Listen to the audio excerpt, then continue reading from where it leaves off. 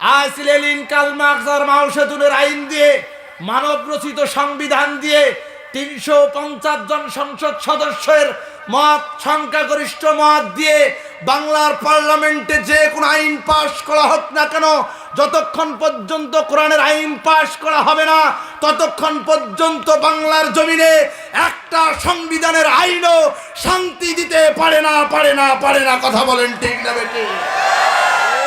আবু জেহেলের ঈমান আছে, আবু জেহেল বিশ্বাস করত, কিন্তু আবু জেহেল তার ব্যক্তি জীবন, সমাজ জীবন, পরিবার জীবন, রাষ্ট্রীয় জীবন, রাজনৈতিক জীবনের ভিতরে এই কোরআন দিয়ে জীবন পরিচালনা করতে চায় নাই।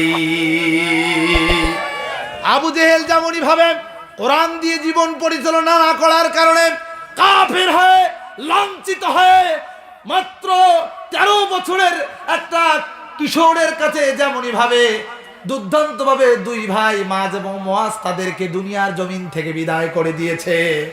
আজও যারা ইসলামের বিপক্ষে ষড়যন্ত্র করেন, কোরআন এবং হাদিসের বিপক্ষে ষড়যন্ত্র করেন, আল্লাহ রাব্বুল আলামিন আবু জেহেলের মতো এই দুনিয়ার জমিনে মাজ এবং মুয়াজের মতো কিছু সৈনিক যুববাহিনী তৈরি করে রেখেছে। আর কয়েকদিন গেলে আল্লাহ রাব্বুল আলামিন এই যুবকদের মাধ্যমে ওই আবু জেহেলের উত্তরসূরিদেরকে শায়েস্তা করবে। তা নবীর অনুসরণ দাঁড়িয়ে আছে, টুপি আছে, কোরআন শোনা আছে, আর ইসলামী রাষ্ট্র কায়েম করা তো নাই। ও, ওটা আছে। তা ওইটা কইলে মৌলবী তখন ওই কথার ভিতরে আপনারা রাজনীতির গন্ধ খোঁজেন। এইরকম এক শ্রেণীর লোক এ সমাজে আছে না নাই? তাদেরকে চিহ্নিত করে রাখেন। আগামীর দেশ টুপিওয়ালাদের দেশ হবে ইনশাআল্লাহ। আগামীর দেশ ইসলাম প্রেমিকদের হবে। সেই দিন তাদের সাথে আমাদের খেলা হবে।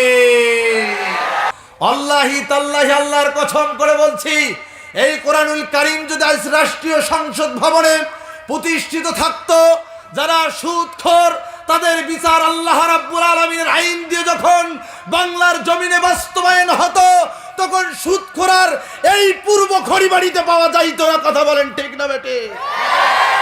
কিন্তু দুঃখের বিষয় হলো সত্য, মুসলমান আজ এই কোরআন থেকে অনেক দূরে। কথা বলে না, ঠিক না বেঠে?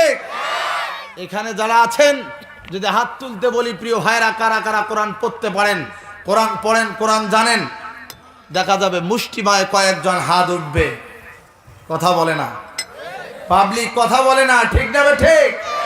কিন্তু দুঃখের বিষয় হলো সবার জন্য তো কোরআন পড়া, জানা এবং আমল করা ফরজ।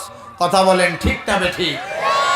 আর সমাজে খুনাখুনি, কাটাকাটি, মারামারি, সন্ত্রাস, গুম, হত্যা, জুলুম, নির্যাতনের রিস্টিম রোলার মুসলমানদের উপরে চলছে। আর আজ মুসলমান এখানে বসে বসে আঙ্গুল চুষছে। কথা বলেন ঠিক না বেঠে?